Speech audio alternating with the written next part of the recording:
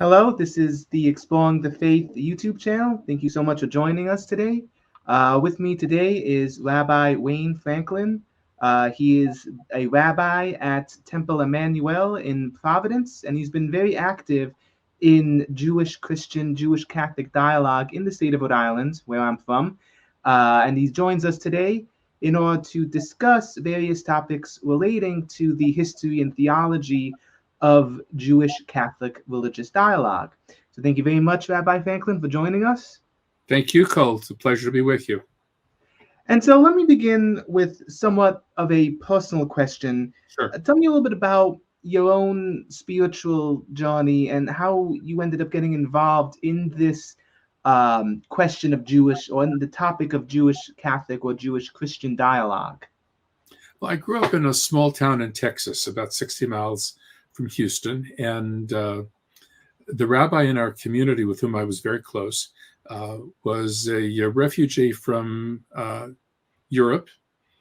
He had been a rabbi in a congregation in Czechoslovakia in the Sudetenland, and he was actually not there when the Nazis arrived. They were visiting family in Hungary, and he and his family eventually got to New York, and after several years of being there, his kids were grown, and he was looking for a pulpit, and he saw the ad for our congregation, came to Texas. He was an Orthodox rabbi, trained both as a rabbi and as a cantor, very knowledgeable, very open-minded person, and was a wonderful teacher, and I was close with him. My parents were both very active in the synagogue and leadership positions, and spent a lot of time with the rabbi. And I was aware that he was involved actively with the Christian clergy in our little town. And that always sort of stuck in my mind, is that this is something important and worthwhile doing. When I was in seminary, I did participate in some interfaith study sessions that we had with seminarians from some Christian seminaries. I don't remember which ones at this point. And then when I first went into the pulpit, I was in a small town in southwestern Michigan. And in our neighborhood, there were several different congregations, Lutheran church down the street, and then the other street was a Catholic church. A little further down was an Episcopal church, and other people not far away was a Presbyterian church, and downtown was Congregationalists. And most of us were young. Most of us were pretty fresh out of seminary. And we used to get together regularly, frequently, and talk shop. And what we realized was that while we had different faith beliefs, a lot of what we were dealing with in the congregations were very similar. People were the same. You know, you had different types in our various congregations, and they appeared in all of them. And we also were respectful of each other in terms of our religious practices and beliefs, and we learned from each other. So it was a very warm and welcoming kind of environment, and we all enjoyed that friendship.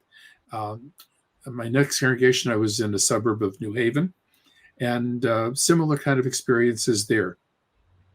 When I moved to Providence, not long after I came here, I was approached by a member of my congregation whose wife was Catholic.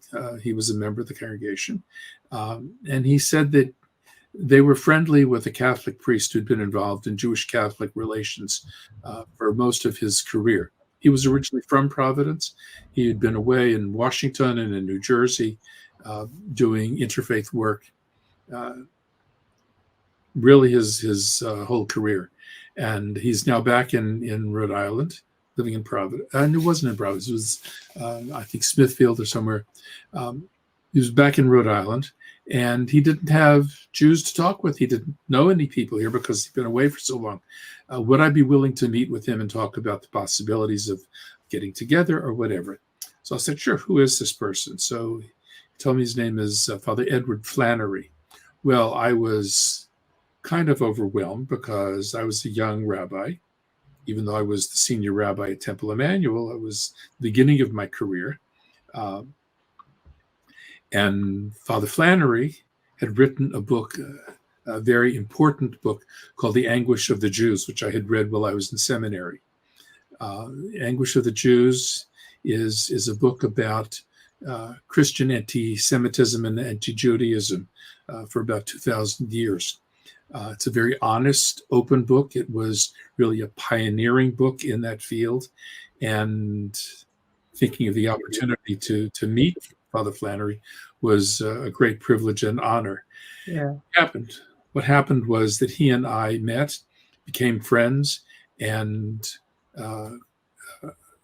co-chaired a rabbis and priests dialogue that met monthly, most of the time at Temple Emmanu-El, with the sponsorship of that couple, sponsoring lunches so we could get together and not have to worry about collecting from anybody. And we did that for 17 years until he died. And then one of the other members of the group, Father Tom Trepanier, continued co-chairing it with me until he died about 5 years later, much too early. And so there was a lot of learning and a lot of friendships that developed. That's really how I got very much involved here in Rhode Island. But in addition to that, while Father Flannery was still alive and our rabbis and priests dialogue was going on, I was approached by the then Episcopal Bishop of Rhode Island, George Hunt.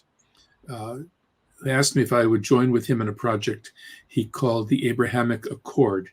And he said that his goal was to eliminate Christian anti-Semitism. And I said, George, that's a very big project. That's a huge goal. But if you're serious about it, I'm willing to work with you on it.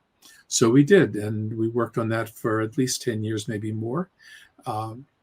We gathered some top-notch scholars. Paul Van Buren, who was an Episcopal priest, who wrote a trilogy of what he called a theology of the Jewish Christian,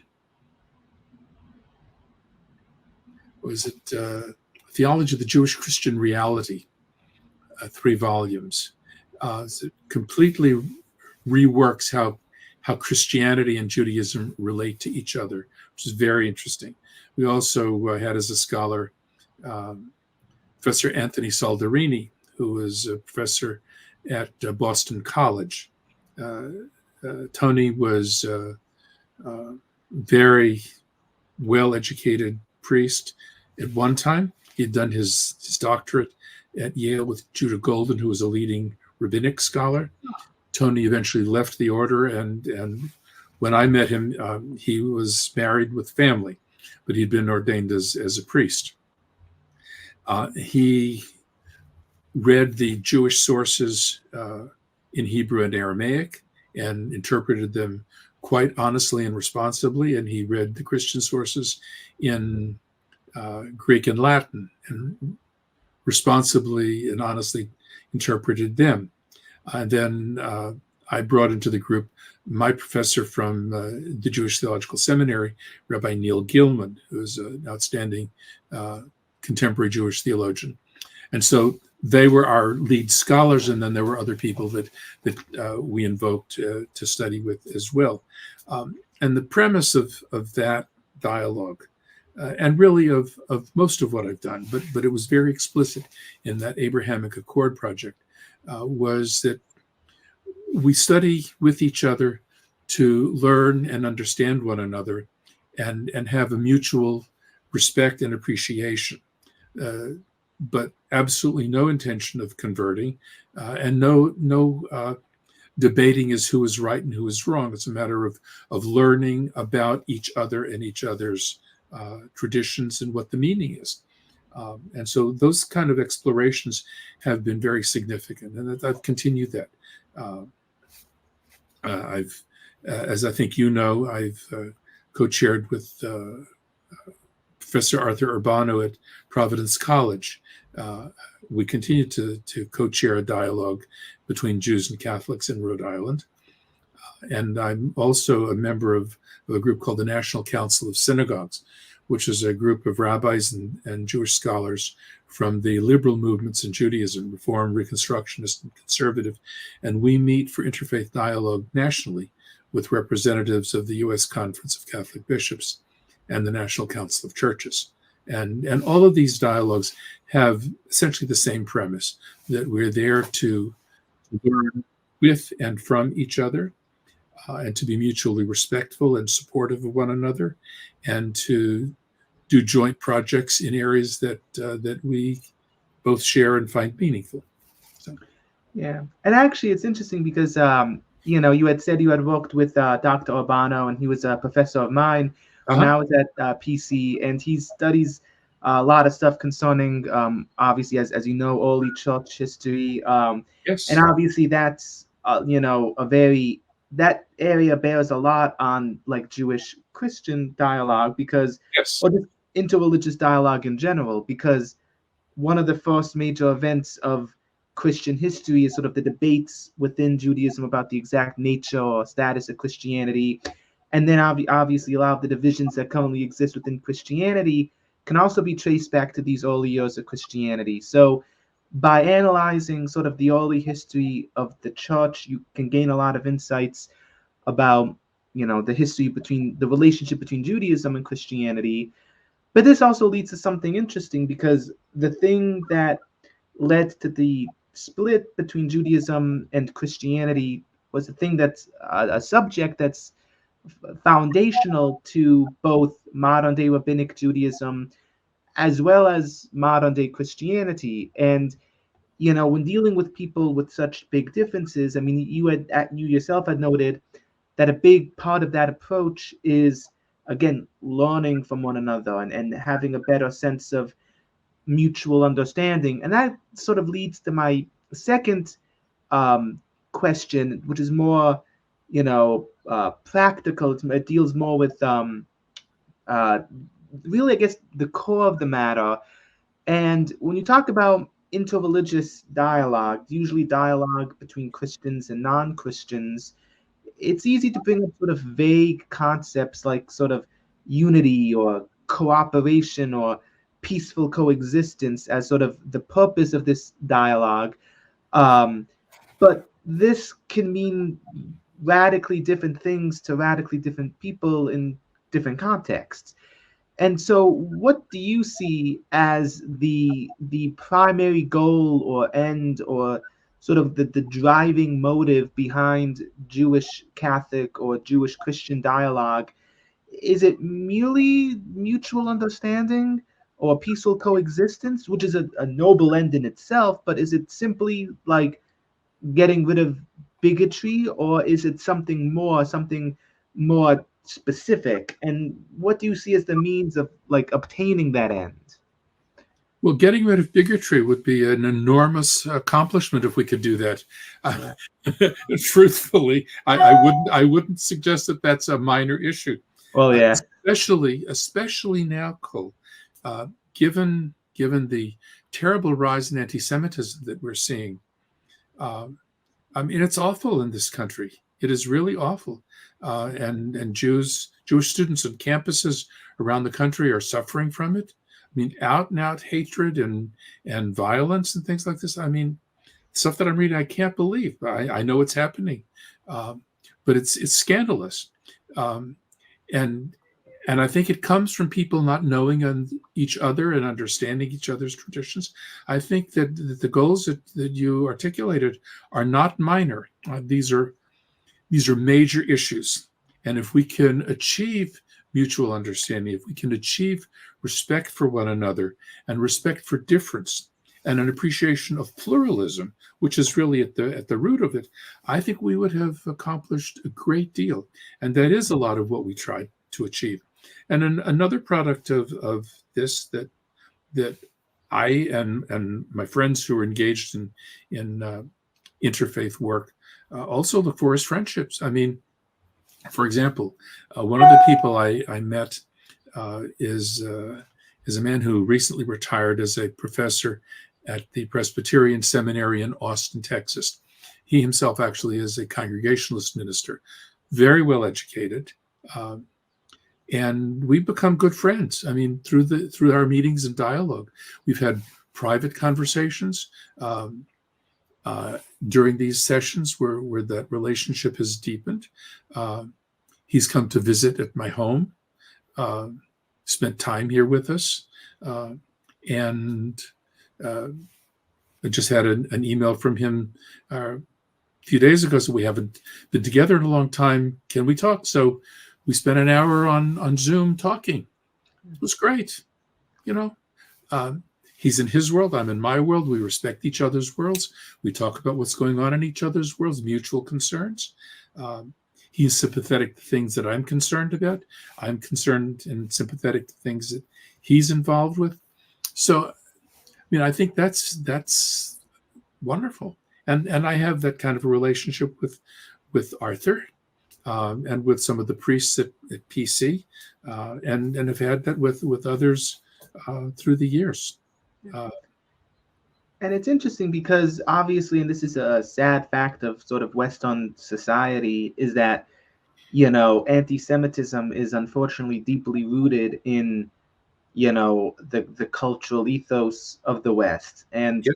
especially, Christianity probably should have done more to have resisted such a thing, because there are theological disagreements between Jews and Christians, but obviously, it's you have to do a lot of warping of the teachings of Jesus, a guy who said, even you have to love your neighbor and you have to love your enemy. You have to it's kind of hard to twist that into it's okay to hate people you disagree with. And unfortunately, that's what, ended up happening. And I, unfortunately, a sense of resentment towards, the other side is unfortunately deeply rooted in the mindset of both religions, because Well, the members of the Jewish race the Jewish religion weren't always necessarily well disposed towards Christians, and it became a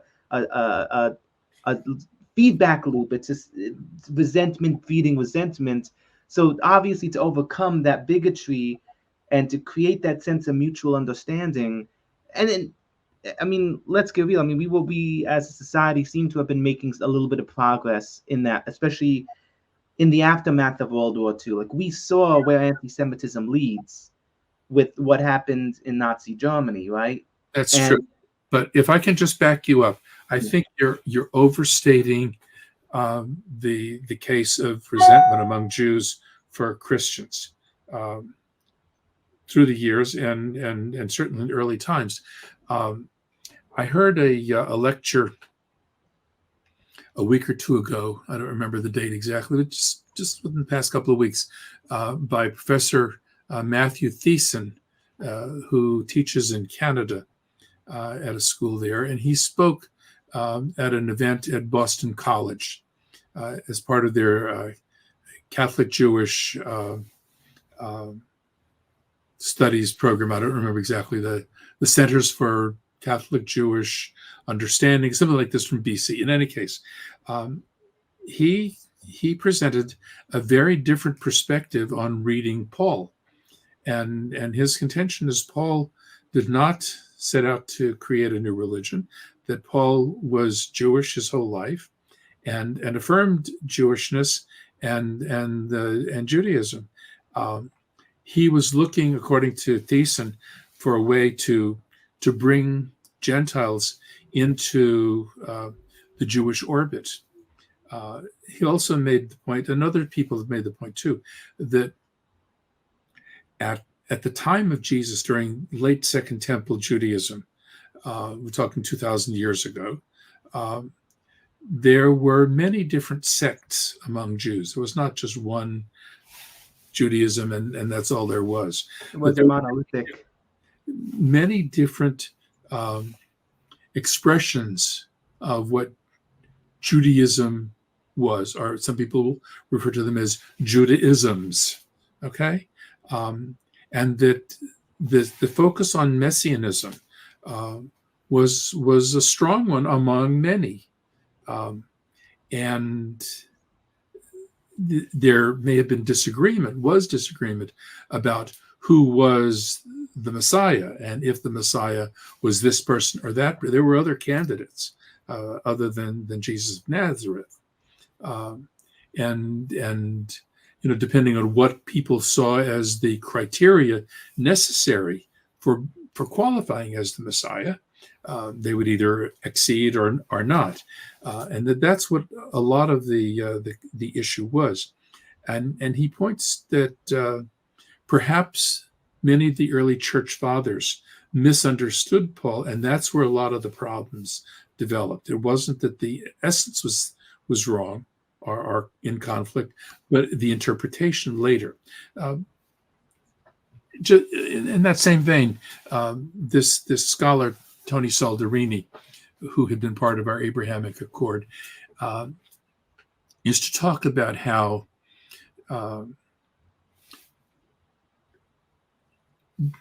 early Jews and Christians were like Democrats and Republicans sitting in Congress. And this is before the current era where they don't talk to each other. But he would point to the fact that you had people of different political parties, different political ideas, who might fight like hell in Congress and then go out to dinner, right, and be best of friends, or have a relationship like Antonin Scalia and Ruth Bader Ginsburg. Yeah. Well, they certainly disagreed in the court, but they used to go to the opera and used to travel together, right? You don't do that with enemies. But if you only saw the arguments on the bench, you might not understand the depth of relationship. And Tony's argument was that's what it was like between the early Jews and early Christians. And all we got was the argument and not the depth of relationship. And so my hope, and I think that of many of us who are engaged in Jewish-Christian dialogue, is that that's what we want to achieve, and frankly also without the screaming and hollering and lambasting each other that you're right and you're wrong. That's not how we do this. We go at this with a matter of understanding and appreciating. And I got to say, there's an exhibit right now at Providence College in the library, which I looked at yesterday because a Catholic friend told me about it there. There's a display of materials showing Providence College's involvement over a long period of time, since the 30s, frankly, in Jewish Catholic dialogue. They've had conferences there, programs, teachings, students. Certainly there were many Jewish students in the earlier years till about the mid-60s at PC. It's really very impressive. And it was at a time before Vatican II when this was not going on in the Catholic world in general. So, it can be done and has been done. Yeah, and it's interesting that you bring that up because, for those in the audience who may not be as familiar with sort of Catholic academic life in Rhode Island, the Providence College, had a program because it happened to be in a neighborhood with a lot of Jewish residents. Correct. And obviously it did a lot of stuff to try to help Jewish residents who want to apply for PC, and there was a whole series of things surrounding it. And I think even apart from a commitment to interreligious dialogue, there's a lot of sort of practical things we can do. Just like, for example, bigotry is a moral mindset ultimately born out of hatred and ignorance to a large degree. That's a key. Ignorance, and that breeds fear, and so that breeds barriers. Yeah, and I feel like seeing dialogue and getting to know each other on a human level is so critically important, because that's you get beyond the barricades, beyond the silos, and unfortunately in America, with all of its openness, with all of the integration that we have on so many levels, there's still strong pockets of ignorance and distrust and so forth, and not just with Jews. In many segments, and there's still racism in this country. Unfortunately, there's Islamophobia in this country, which Um, and there's,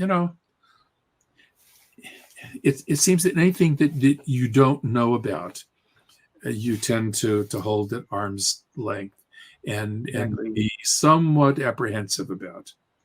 And it's when you get to know people on the other side of those barricades that you lower the barricades and you improve the quality of life for everybody. And that's really what this is all about.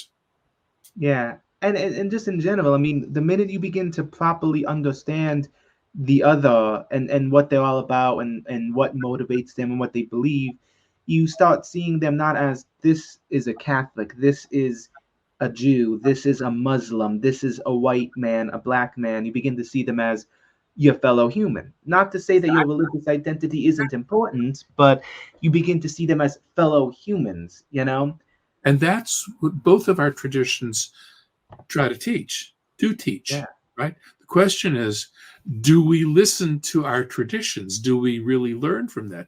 I mean, one of the fundamental things that Judaism learns from the opening chapter of Genesis is that God created one couple,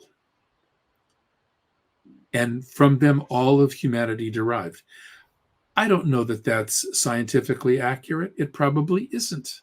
Okay? But there's a message in the story, and the story is that we are all essentially, fundamentally brothers and sisters. Okay? And the Talmud makes that very explicit. And it says the reason that there was only one couple that founded the human race is so that nobody could say my father is better than yours. Okay?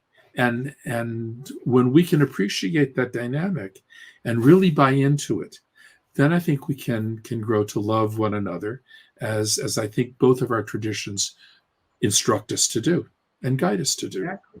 Yeah, and I guess this sort of leads to a twofold question, and one part is theological, but the other part is really um, feeds off of what we were just speaking of, and that is the question of like practically, because there can be no meaningful theological exchange. Like I can talk about certain things in Catholic mysticism, you can talk about certain things in Jewish mysticism, we can have a dialogue, we can learn some things, but that's impossible unless if we're not both willing to take part in that dialogue, and getting to that point is impossible without you know an openness to it. So what are some things that you would recommend to sort of overcoming those sort of historically reinforced mental, emotional, ideological blocks to dialogue between Jews and Christians?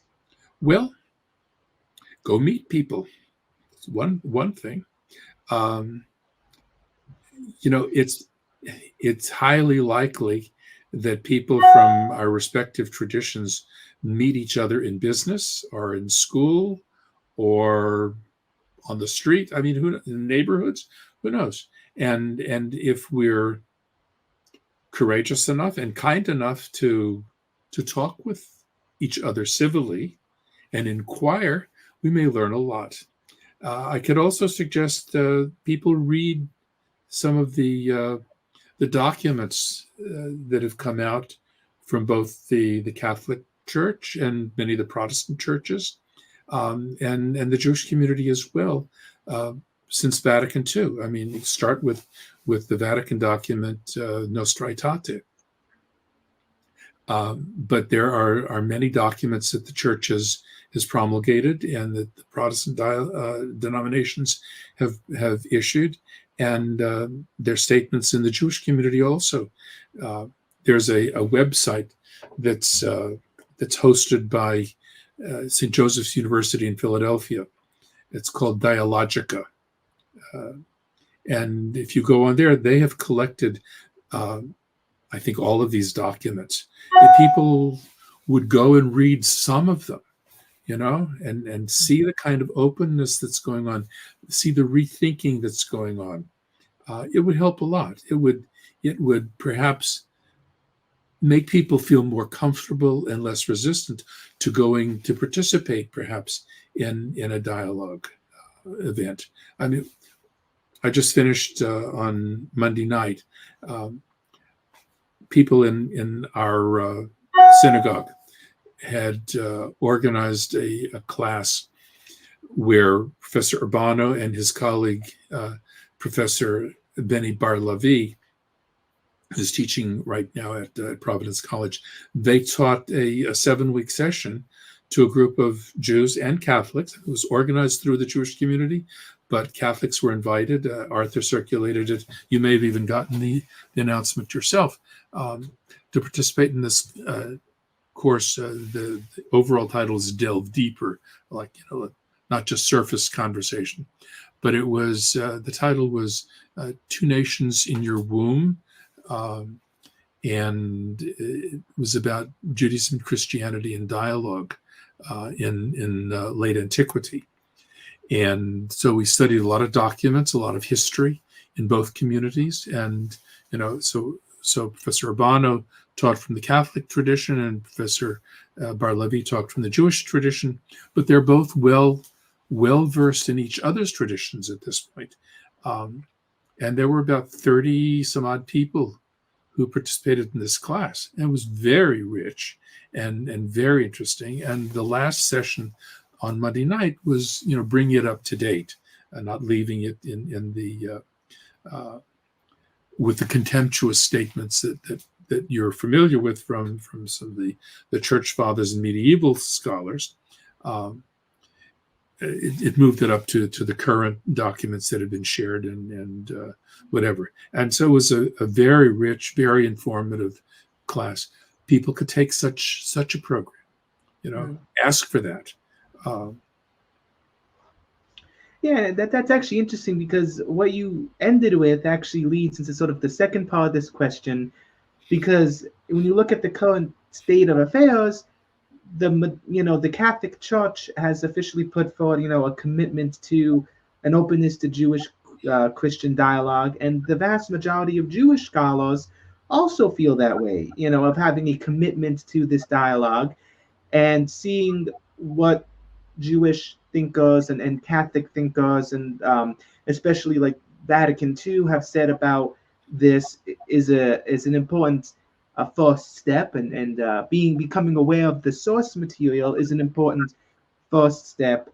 But I guess the more theological side of the question is, when you look at because there can, as you well know, there can be a lot of intense debates just within Judaism or within Christianity. Sure. When you look at like the debates among Jewish people, you can look at a Hasidim and then a Reform Jew, and they would all consider themselves a part of the same faith tradition. And then, when you look at, within Catholicism, someone like a Scotist, and then someone like a Thomist, and someone like a supporter of a more like a von Balthasarian or whatever, and they may differ on certain specific theological questions, but there's still a certain level of like a baseline sort of level of agreement. So what would be the best approach once you've gotten to the point to where you're open to such dialogue, to where you a Christian has familiarized themselves with Jewish theology, or a Jewish person has familiarized themselves with Christian theology, and once they've gotten to the point to where they're willing and able to engage and have the tools to engage in this dialogue, what would be the biggest thing that we can do to actually make this dialogue fruitful, to actually speak across these sort of, because you could say that on a broader level, Judaism and Christianity, have a common heritage. We obviously have a lot of points of agreement, but not as much as among members of the Jewish religion or among Catholics. So how do we sort of speak across those barriers and actually, what would, in your experience or in your view, what would be the biggest piece of advice, or the guiding sort of theological principles for talking across those boundaries and actually engaging in dialogue in a fruitful way? It really goes to what I had said earlier, Cole, and that is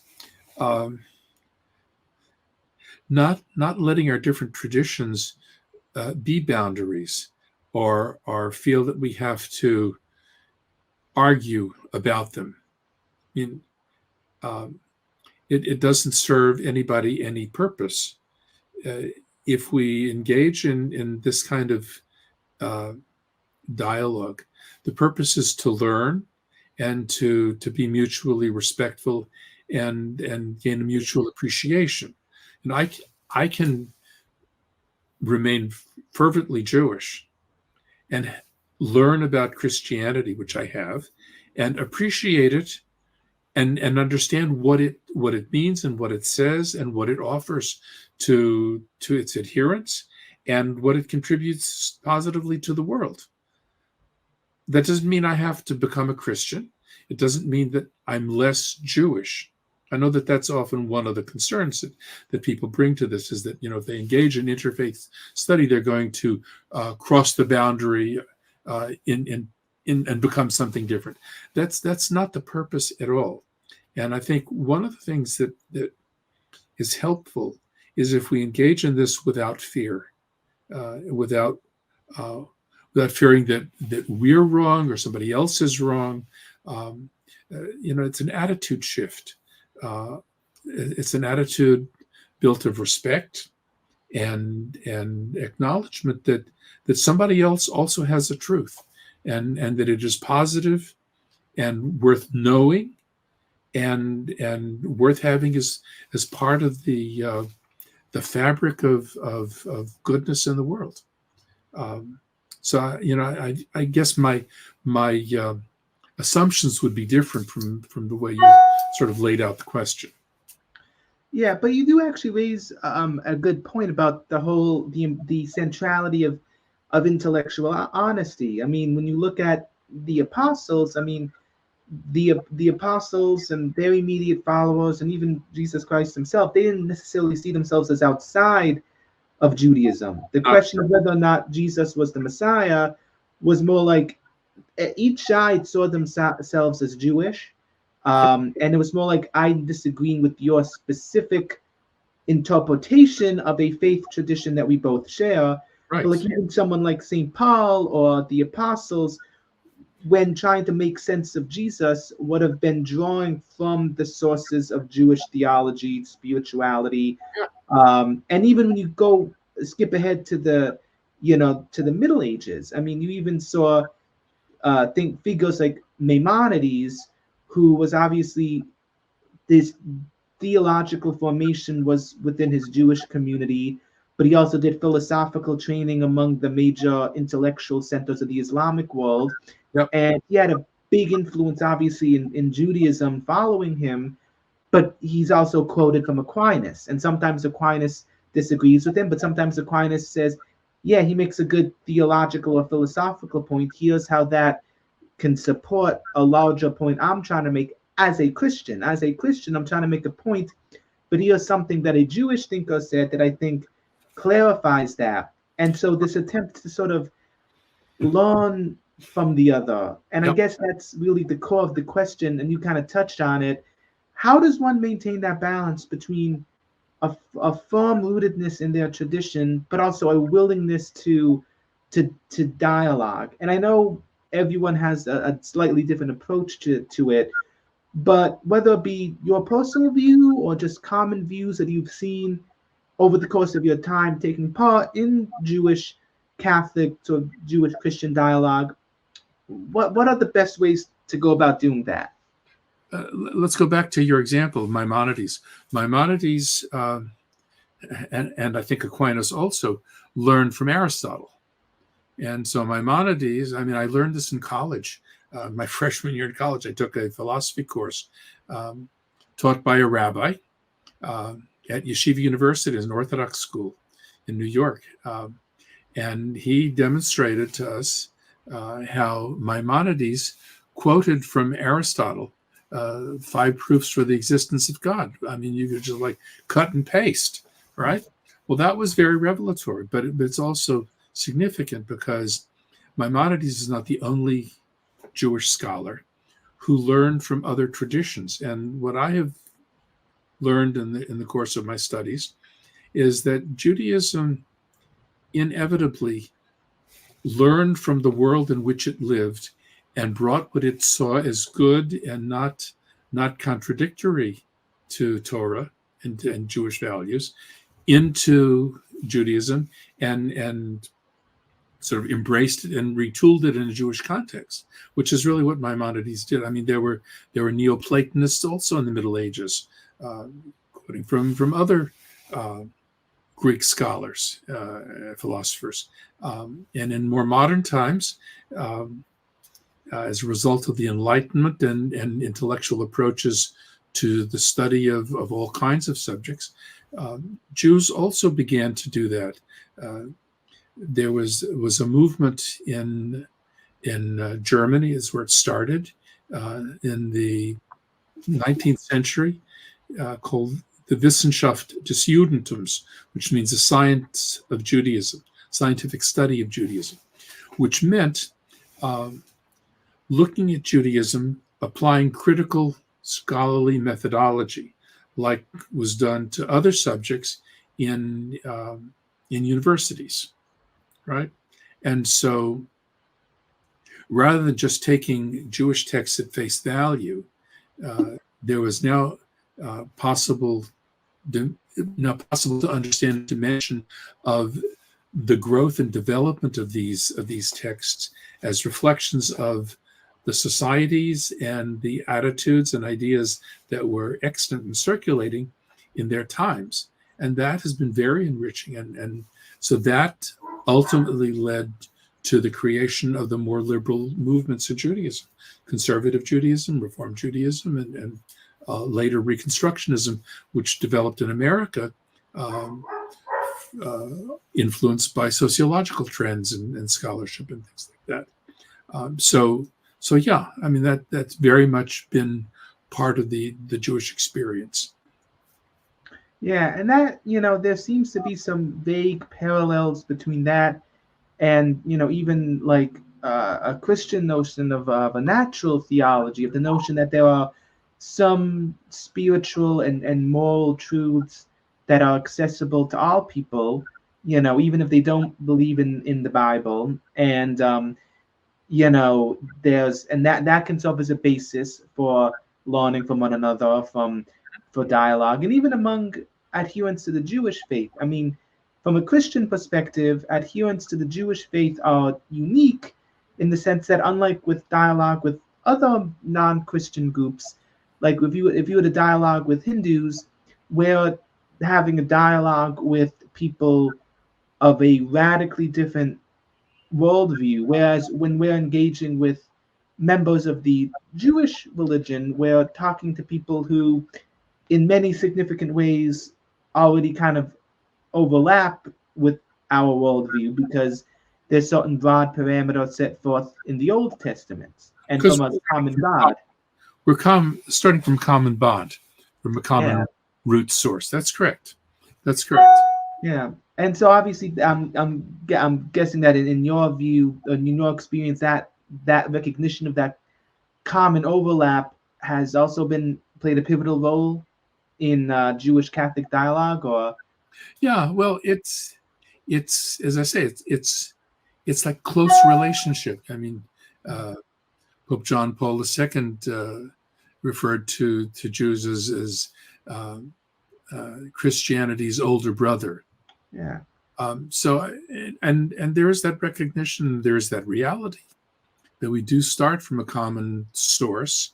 We have understood it and interpreted it and practiced it differently. But yes, there is a kinship involved here. And so it makes it a natural that we should talk together to understand each other. And the world has made it possible for us to do that. And I think it's essential that we do that because you alluded to earlier, namely the Holocaust and sort of the culmination of anti-Semitism in Europe was horrifying. I mean, and it brought home to everybody what the excesses of exclusivism and self-righteousness and hatred of the other who isn't known can do. And that's a danger we need to worry about today in all of our various religious groups. We have to be very concerned that we not fall into those traps. So that the progress that was made post-World War II and that Nostra Aetate moved forward, which was very important, very significant, and which the Jewish community strongly affirms, I think is incumbent upon all of us to propagate and to encourage and to help people do it. It's distressing to me when there are people in both of our traditions who sort of dig in their heels and don't want to take those newer steps, even though those newer steps are like 60 years old already. But there are still people, and there are people in both communities who don't really understand what has happened. Yeah, and I guess this sort of leads to the question on what do you see as sort of the biggest,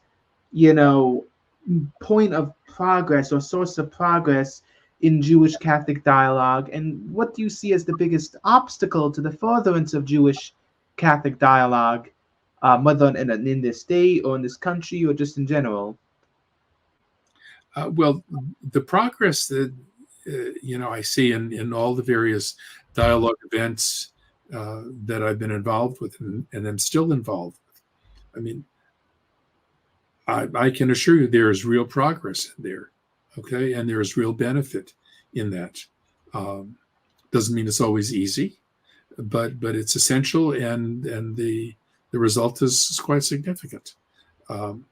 The obstacles are people's unwillingness to learn. It's clear to me that not everybody understands and appreciates Nostra Aetate. Right, we're going to celebrate next year the 60th anniversary of its promulgation. There's still a lot of people who don't know that it exists, both Christians and Jews. Right, we're operating in this world where it has been influential and significantly so, but a lot of people don't appreciate it. A lot of people who unfortunately remain ignorant in both of our traditions. Just a reality. There are also people in both traditions who are unwilling to learn new ideas. I'm well aware that there are those in the Catholic Church who push back against Nostra Aetate and Vatican II and Pope Francis and even his predecessors. Didn't like the change in direction in the church and sort of go forward kicking and screaming. There are Jews who don't care about this either, right? And so those are the obstacles. I mean, for example, a number of years ago, my friend and colleague, Father Tom Trepanier, died, unfortunately, much too young. I was asked by his family to give a eulogy at his funeral. There were 5 bishops on the pulpit behind me. I spoke about things that Tom had studied and valued and used to discuss with me, which were new ideas coming out of the Vatican. He used to go to Rome to study.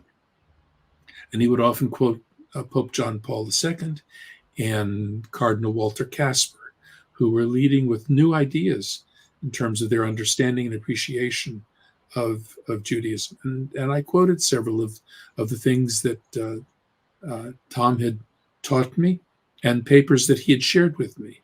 I wasn't inventing words.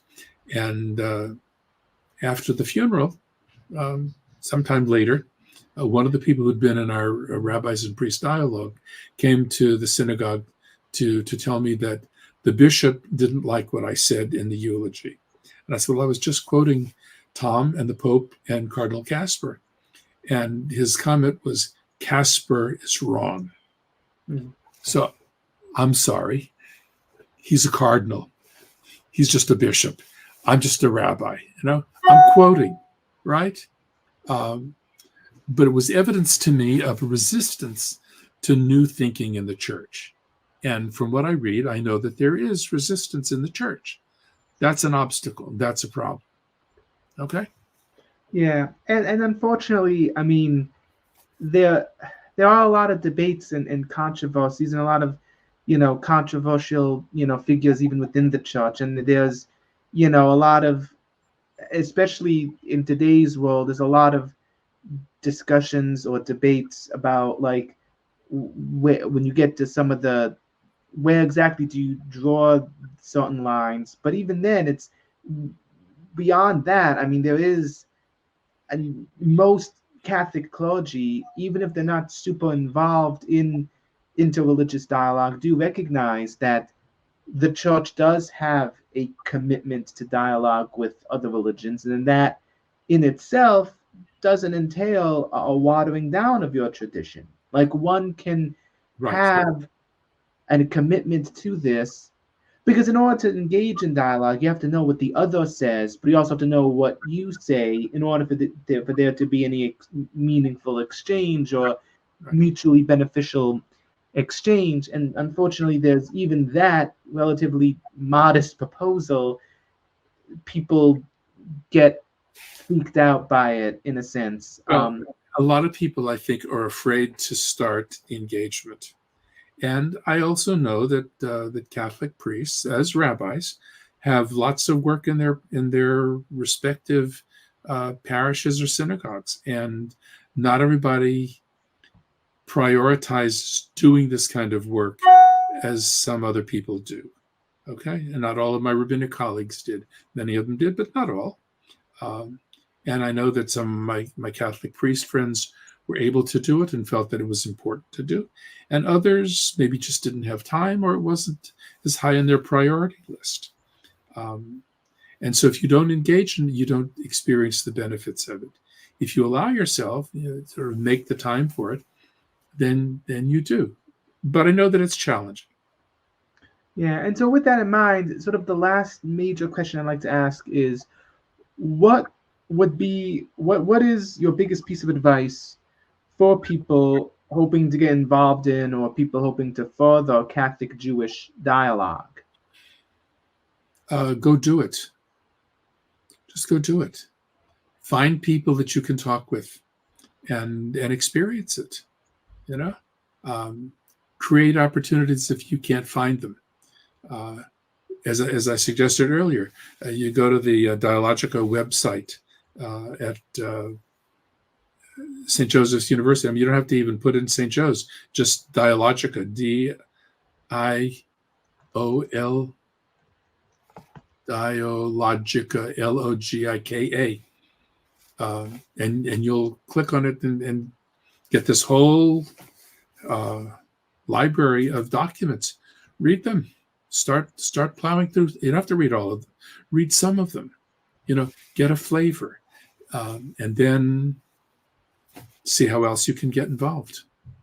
People, they go to their local priest, ask for maybe a Jewish scholar to come and speak at a church. Without a dialogue, just meet somebody. I mean, when I was working, I retired almost 5 years ago now, so I'm not actually at Temple Emmanu-El anymore. I'm rabbi-emeritus. But when I was working, it was not uncommon for me to go to speak at churches or to welcome church groups that came to the synagogue. I mean, there were students from various Catholic schools that would come. St. Patrick's would bring students, seniors usually. LaSalle used to bring students. I know that there were students from PC who came. And in summer times, often kids involved in what's the summer program, CCD programs in the summer. They would come with their teachers. They would book in advance, and they would come and they would ask questions. I would tell them about Judaism. I'd show them a Torah scroll, show them what else we had in the building, just to see what is this like. It's an initial point of breaking down a barrier, and those opportunities are certainly there. I'm sure that my colleagues across the state and beyond would be more than happy to welcome people into their synagogues or to go and speak. and to share their knowledge and wisdom. I did it very often. Used to go teach at Rhode Island College. There was a professor who used to ask me, she was teaching a history of religions. And when she would get to the Judaism piece, she would ask me to come in and do some teaching about it. So, I mean, these possibilities do exist. And the more people take advantage of them, the more doors can be opened.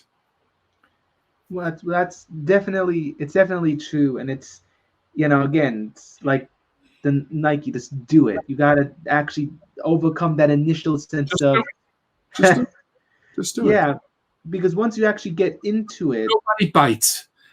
Yeah. Well, yeah, that's the thing. We got to take the initiative of taking that first step, and once we do that, it can only go uphill, That's correct. Well, I'd like to thank you so much, Rabbi, for joining me today. It was definitely a fruitful discussion, and hopefully we can do this again in the future. Wonderful. Thank you for the questions and for the invitation. Thank you very much. With your program. Thank you.